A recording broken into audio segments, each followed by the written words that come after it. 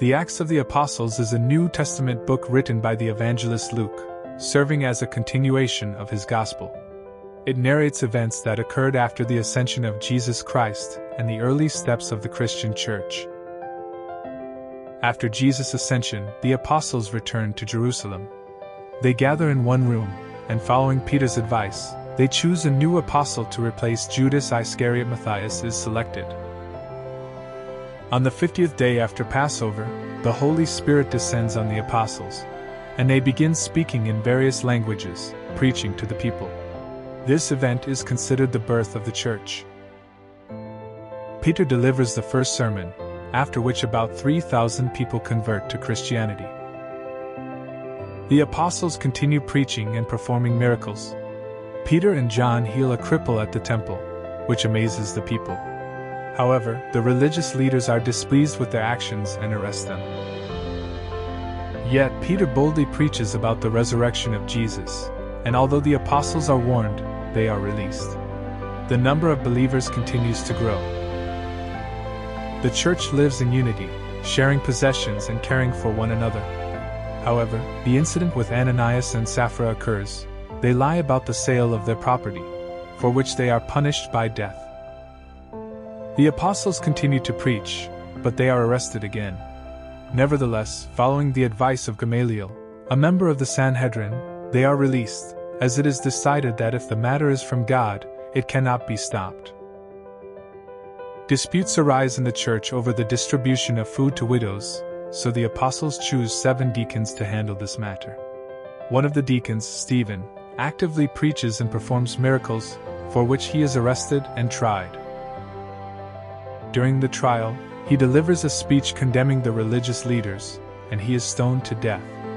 This event is marked by the mention of Saul, the future Apostle Paul, who approves of the execution. After Stephen's death, persecution against Christians begins, and many of them leave Jerusalem, spreading the teachings of Christ to other cities. One of the deacons, Philip, preaches in Samaria and baptizes an Ethiopian eunuch. Meanwhile, Saul, who is persecuting Christians, has a vision of Jesus on the road to Damascus and converts to Christianity. He becomes one of the most active preachers. Peter, in the meantime, heals the sick and even raises a dead woman named Tabitha in Joppa. He also receives a revelation that the gospel should be preached not only to Jews but also to Gentiles. Following this, Peter baptizes the Roman centurion Cornelius and his family, marking the beginning of Christianity's spread among the Gentiles. Apostle Paul undertakes several missionary journeys, preaching in Asia Minor and Greece. He faces persecution but continues to spread God's word. During one journey, Paul and Barnabas are in Lystra, where Paul is stoned, yet miraculously survives. Paul organizes many churches and writes letters, which later become part of the New Testament. In Jerusalem, the apostles hold a council to resolve a crucial issue: should Gentiles observe Jewish customs to accept Christianity?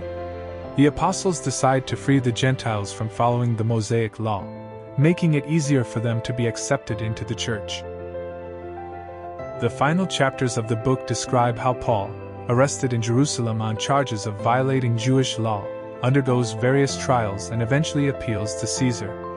He is sent to Rome, where he spends 2 years under house arrest, continuing to preach and meet with believers. Thus, the Acts of the Apostles describe the spread of Christianity from Jerusalem to Rome, overcoming the boundaries of cultures, languages, and nations. This book shows how God's plan is fulfilled through the apostles and how the church grows despite persecution and difficulties.